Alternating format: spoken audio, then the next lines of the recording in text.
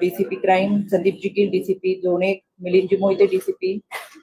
राजकुमारजी Shinde DCP, Hemantji Jadhav DCP, Sambhaji Kadam DCP zone 3, Smartnathji Patil DCP zone 2, Nandini Awade आमच्या राज्य महिला आयोगाच्या सेक्रेटरी, ससूनचे डीन येल्लप्पा जाधव, त्याचबरोबर एक्साइज ऑफिसर श्री पाटील आणि आरोग्य विभागाचे उपसंचालक डॉक्टर राधाकृष्ण पवार यांच्या उपस्थितीमध्ये आज आढावा बैठक या ठिकाणी पार पडली। या आढावा बैठकीला उपस्थित राहण्यापूर्वी मी स्वतः बीते कुटुंबियांची घरी जाऊन भेट घेतली आणि त्यांनी ज्या काही गोष्टी सांगितल्या त्या मला आवर्जून या पत्रकार परिषदेमध्ये सांगावेत असं वाटतं। यामध्ये ज्यावेळेस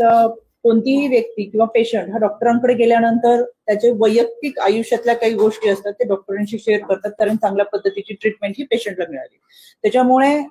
या पेशंटची ट्रीटमेंट जेव्हा डॉक्टर गैसास यांच्याकडे चालू होती त्यावेळेस सुरुवातीला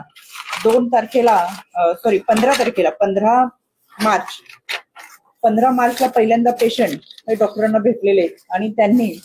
15